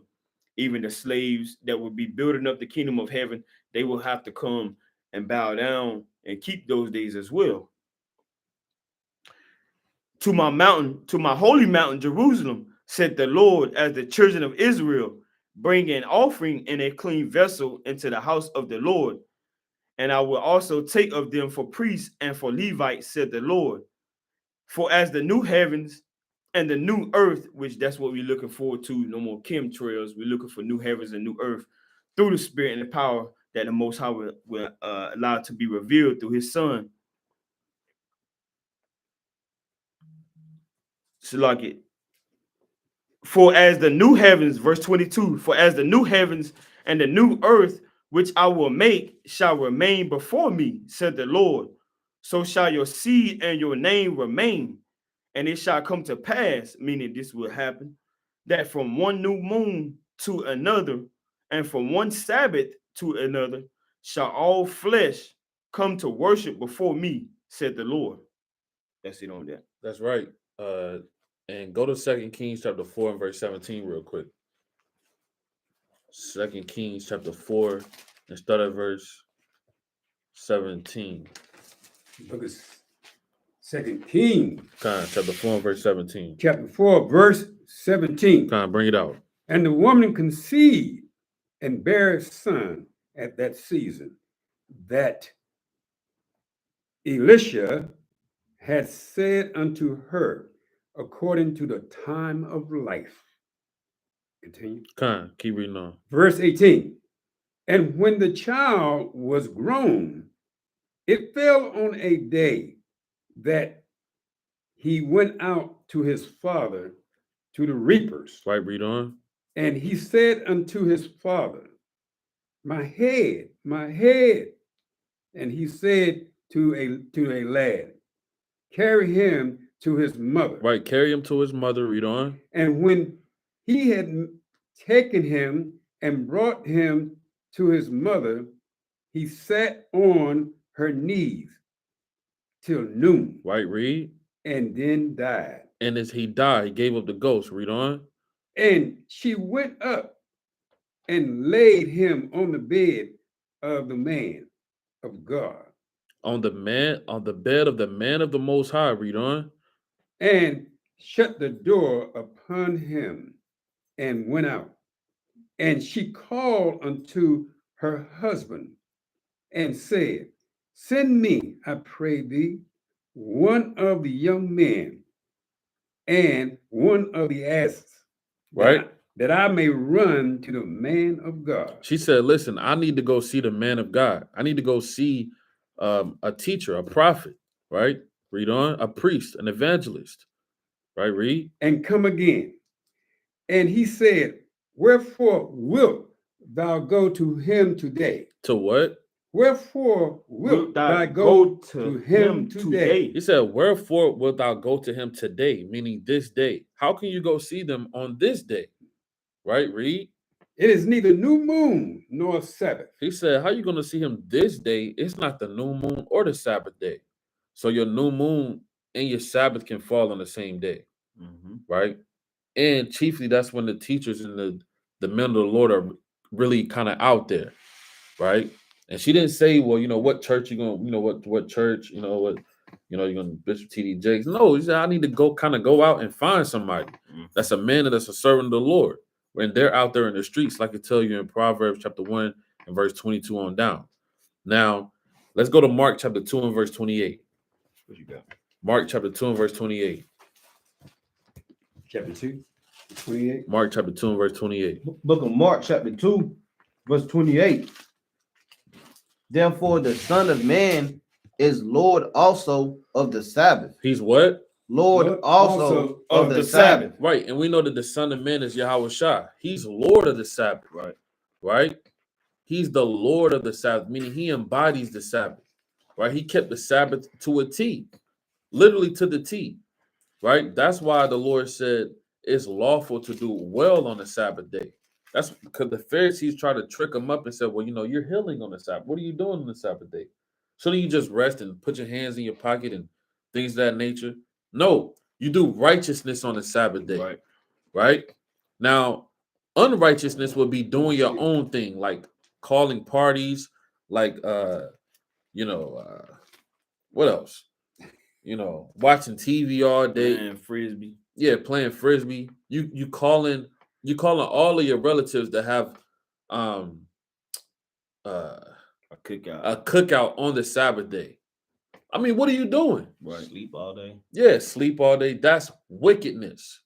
Right? This is my day off. So this is the only day I get. This my day. This is the only day that everybody has off. Right. Right. So I'm gonna call my birthday on the Sabbath day. That's wickedness.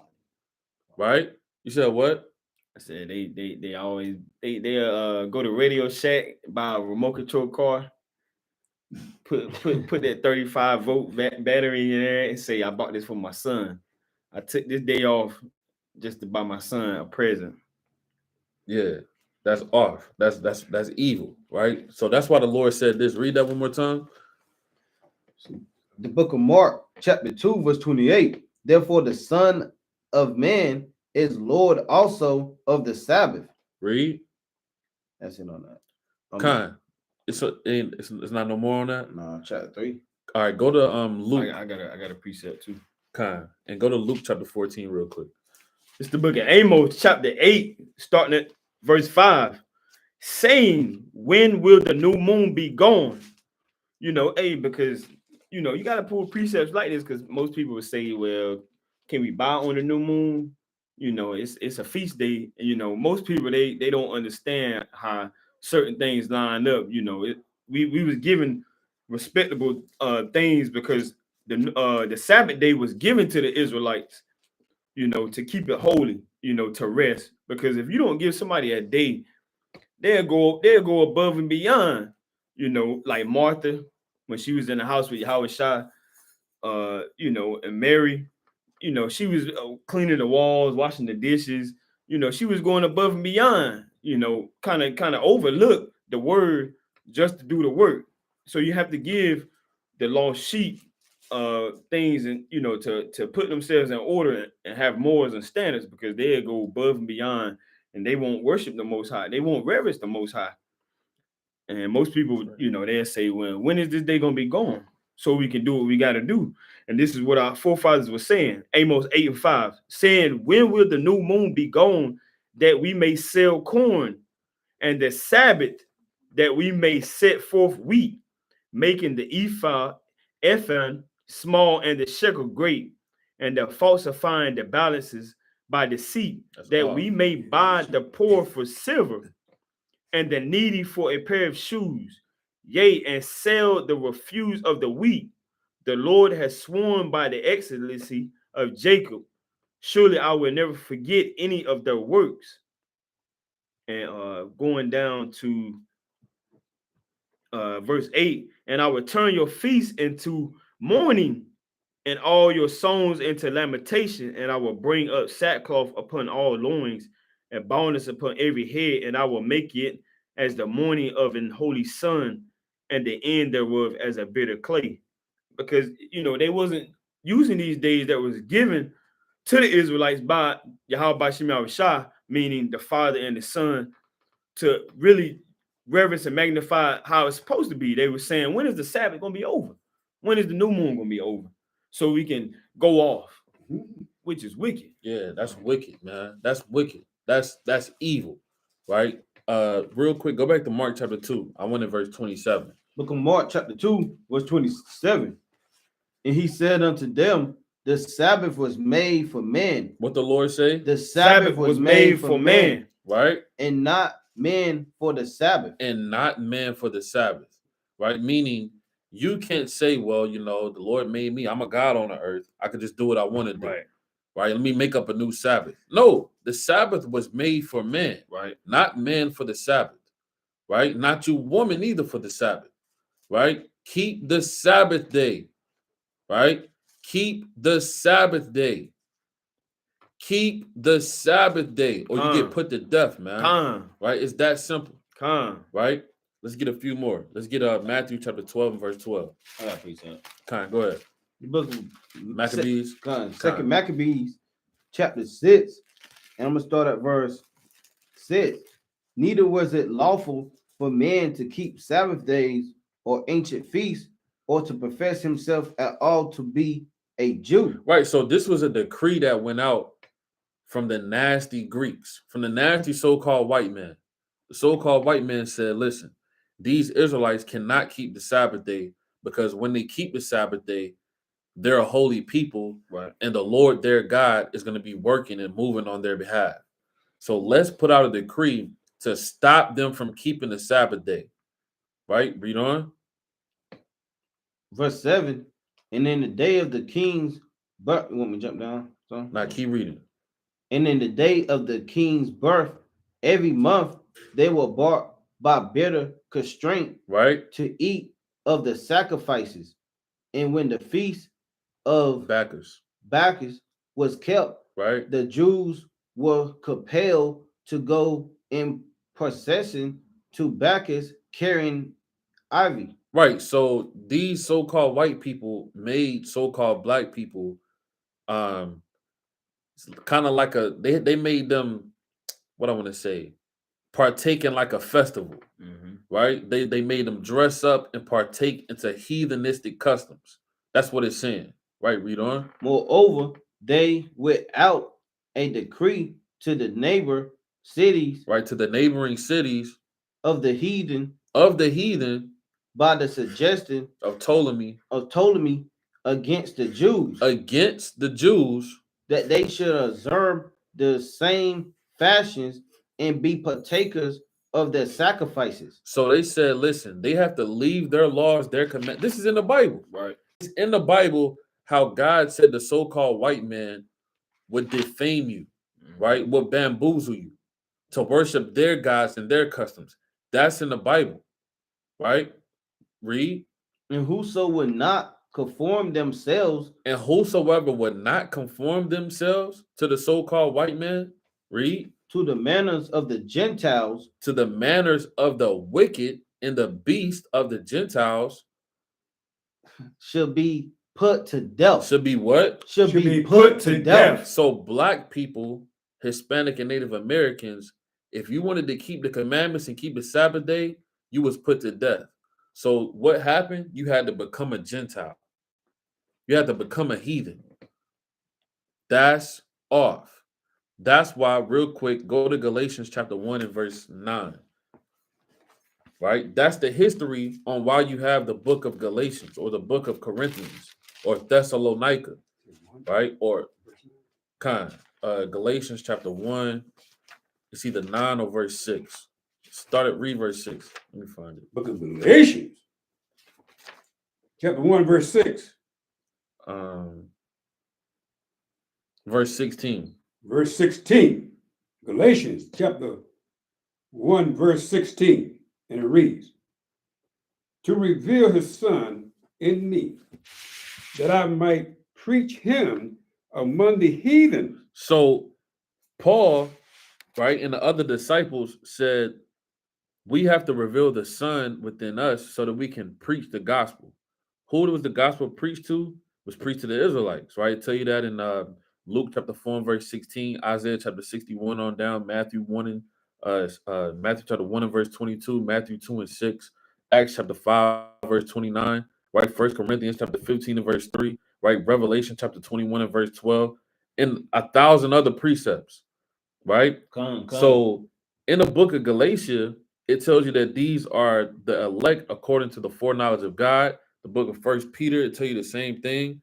Corinthians, it tell you the same thing.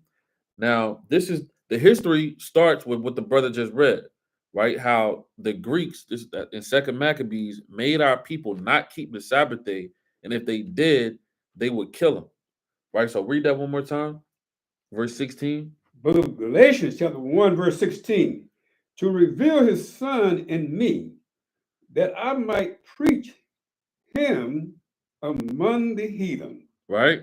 Immediately I conferred not with flesh and blood. So when people will read that, if they don't know the history, they're gonna think that that's talking to the so-called white man, or that's talking to the Gentiles, or that's talking to the Chinese men, or that's talking to those nasty blood drinking, booty scratching Africans. That's right. No, this is talking to the Israelites that became heathen. Real quick, let's go to Jeremiah chapter 19 and verse 16.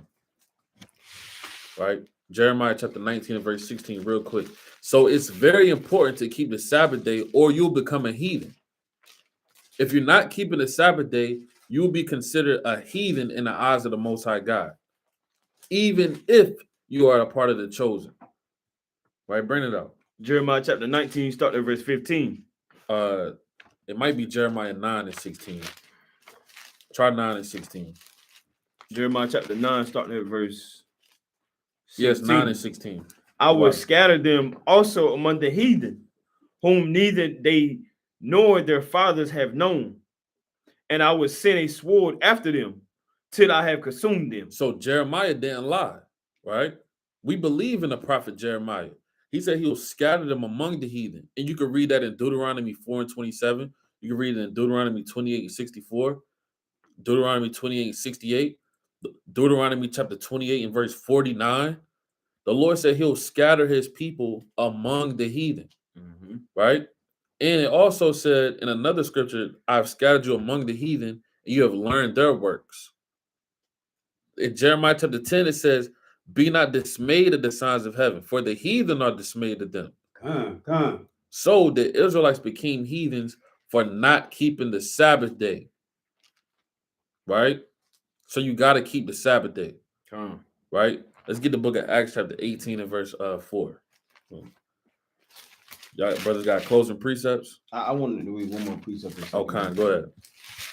Verse 11, and others that have run together into caves nearby to keep the Sabbath day secretly, being discovered to Philip, were all burnt together. We're all what? Were all burnt together. So another count is our forefathers that stood boldly for the Lord. They said, we're going to keep the Sabbath day. You can kill us. Just kill me. I'm not breaking the commandments. And that's the spirit that you have to be in, man. When people try to get you to break the Sabbath day, you got to say, no, I'm not doing it. I'm going to keep the Sabbath day. Right? Read. Because they made a conscience to help themselves for the honor of the most sacred day. For the what? Honor of the most sacred day. For the what? For the most sacred day. Right, the honor of the most sacred day. They'd rather get put to death than break the Sabbath day. Right? Read. I believe that's in on that. Con. So that's the spirit that you have to be in. Right? You got a precept? This is the book of Acts, and I'm gonna start at chapter 18 and verse 20. When they desired him to tarry longer time with them, he consented not, but bade them farewell, saying, I must by all means keep this feast that cometh in Jerusalem. So, our apostle, our forefather, one of the mighty teachers in the so-called New Testament was, traveling so much, he was doing so much work. And even to this point, some people, they would say, well, I have too much to do. I can't do that. I can't clear my schedule. One of the mightiest teachers that was sent, via Yahweh Shai, who the word called Jesus, he was saying, even though, I have a lot of work to do and more people to, teach the gospel to, I have to leave because I have to keep this day. I have to, keep this feast, and our forefathers, they was keeping the new moon, they was keeping the Passover, they was keeping the Feast of Tabernacles, Pentecost, they was keeping the Sabbath. They even kept the Sabbath. This is a precept right here that shows you the Apostle Paul was keeping the feast day, man. Feast of dedication at that. Verse 21, but bade them farewell, saying, I must by all means keep this feast that cometh in Jerusalem, but I will return again unto you if Most High will.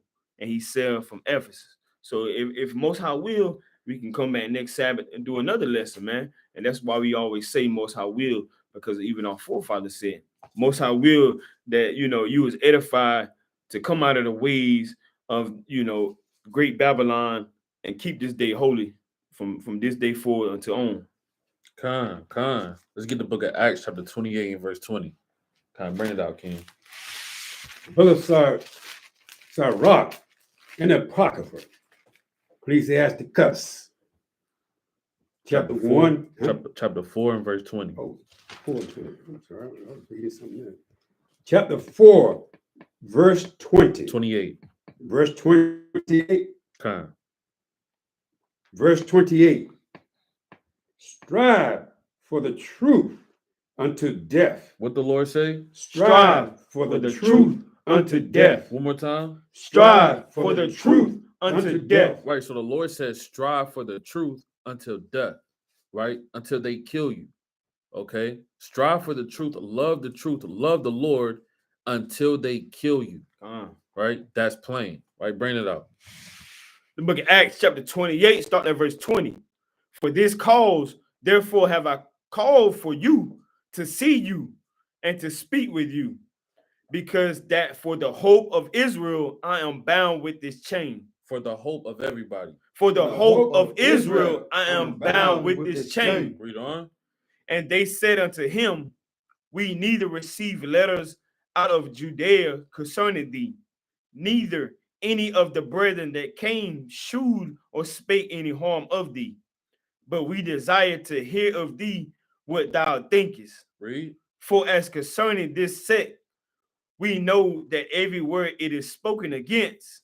And when they had appointed him a day, there came many to him into his lodging, right, to whom he expounded and testified the kingdom of God, persuading them concerning Yahweh Shai, both out of the law of Moses and out of the prophets. Read. From morning to evening. From what? From morning to evening. And with that, keep the Sabbath day holy or get put to death. That's right. Right?